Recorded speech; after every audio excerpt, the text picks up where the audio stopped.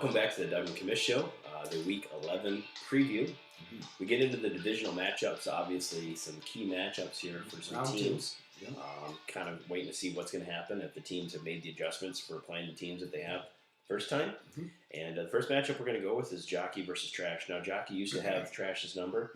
Trash was able to redeem himself earlier this year. But right now, looking at this matchup, not really a ton for Trash to prove here. No, and Trash loves to put the foot on the throat and just squeeze it and push it and crush it. But it's going to be tough to do with that type of lineup. Yeah. He lives and dies with his RBs, and the Johnson has a nice one matchup, and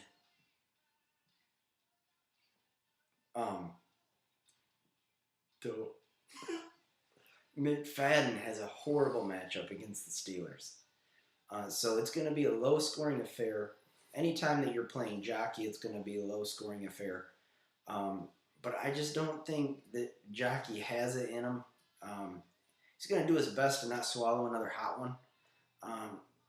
But Trash is just too much. He's just too much. Obviously, Matt Ryan and Roddy White are a great combination for Trash and playing St. Louis, but St. Louis isn't as bad of defenses. Many had used to make them out to be with the whole Rams and Lions rule. It doesn't seem to be that way this year. No, it sure doesn't. They got a good pass rush, a couple good secondary players, but Roddy White is pimp, and there's no real stopping him. Yeah. I'll tell you, on the Trash side of things, Harvin continues when they project and only project for 5, but every single week he's getting in double 16, digits. 19, just what he does. 20s. Yeah, now the Packers are going to have a week to prepare for him, but I mean, let me ask you this. I mean, he's on your roster. You got to be getting sick and tired of seeing him hurt every week and headaches and this and that. I mean, I knew going in when I drafted him that I was going to be, going against this, but I never thought it was going to be every week. Yeah. But that's what you get when you draft people with, headaches all the time and fragile ankles. That's just the way that it is. On the Jockey side of things, I think his running backs are completely overly projected. And, he's always projected in the hundreds, and he's always scoring in the mid-40s. Yeah. I like Trash in this one by, comfortable margin of maybe 15-ish, something like that. I'll say this. I really think that Deion Branch has a pretty good game here against Indianapolis. Seems like they're going to be throwing quite a bit. Both of these teams are not afraid to throw the ball. You're right. So it could be a good game for Deion Branch. I, too, though, will take the Trash in this first matchup. Second matchup, we go to the 7-3 paper at the 2-8 Nappy-Headed Foe. Seems like Nappy-Headed Foe wants to stay competitive. He didn't sell all of his team. But it's a tough matchup against the paper. And I really like Phillip Rivers going against Denver. He's just not afraid to throw the ball. He's not afraid to throw the ball, and as awkward as it may look, it's a dime accuracy. And he's got a gun. I like his spirit. He is embodied the Nappy, mantra of, I know we're failures this year, but I'm giving it my all. Yeah. And he's out there flinging the ball around. I love it. To really no-name receivers a lot of times. Yeah, right. But he's supposed to be getting some guys back this week. Vincent Jackson come back in 2 weeks, I believe. So Phillip Rivers could be a good play down the road. He also has Brandon Lloyd. Again, we had mentioned that earlier in the review show. Brandon Lloyd just looks great. He does. And I like this matchup for the Nappy. You have a unmotivated show coming in with the normal aroma that he gives off of, I'm better than everybody. And the Nappy's put up some serious points. He made some nice trades, giving away a couple non-keepers for some keepers, but didn't give away the farm and got some good value. Unlike the Brotherly trade, Richie actually got value. So I am taking an upset in this one. I'm taking the Nappy just with a gut feeling. I feel like Nappy, it's his time. He's finally going to get a matchup where he's going to score a lot of points and the other guy is not. I will say this. Although I talked about Brandon Lloyd earlier, I don't think he has a very good game. And the fact that I do think that they're going to run all over the Chargers as opposed to throw. Very possible. And he's got 2 with Demaryius Thomas in there with him. So 2 Denver wide receivers. So I'm not looking for a huge game from either one of those guys, to be truthful with you. Anyway, I will take the paper in this one. Not necessarily that I like the paper more than Nappy. They're both very, very nice people. No one likes the paper, period. All right, let's move on to the next matchup, Toilet Town versus Soldier. Seems like Toilet Town, again, kind of packed it in a little bit, but again, tried to keep some team players to be competitive. But Soldier's looking pretty good here. He's got AP and LT. LT going against Houston. This could be the game where LT gets him back on track, but he's also got to be nervous that this could be the game that they say Sean Green's going to do everything. Yeah, I mean, that's always going to happen when you've got a timeshare at RB.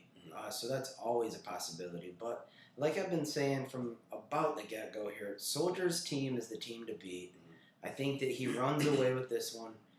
Toilet has some injury issues, and he's just not a good manager, and his team's just, not that good. Yeah. So I look for the Soldier to run away early with this one and not really look back.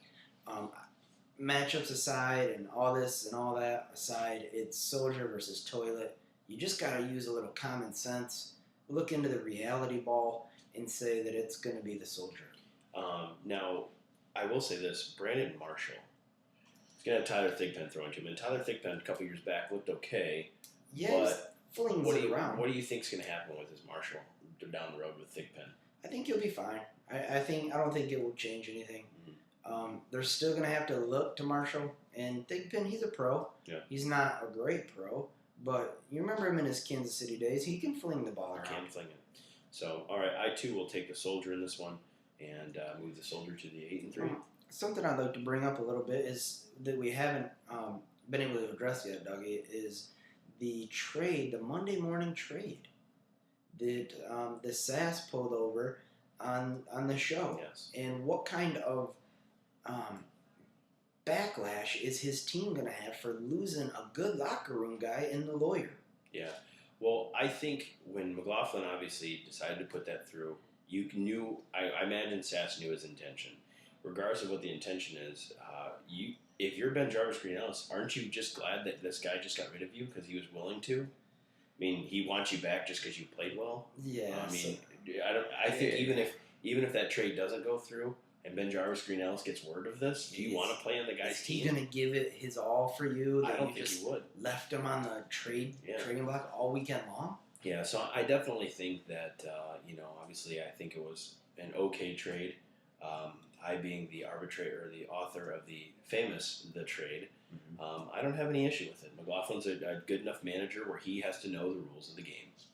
Yeah, I mean, I'm basically with you. I understand the intent. I saw proof of the intent. But if he can go that far to prove the intent, all he has to do is rescind the trade. Yeah. Or if he thought, the players became untradeable when the game started, he's got his computer up. All he's got to do is jump in there and say, hey, did that, did that really happen? So it's mismanagement. Well, and who knows if it'll cost him down the road.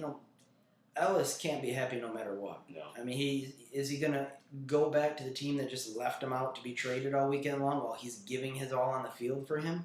Or going to the SAS? Yeah. I mean, it's really a no-win situation for Ellis. I feel bad for the guy. Me too. Well, that wraps up the first section of our Week 10 or Week 11 preview.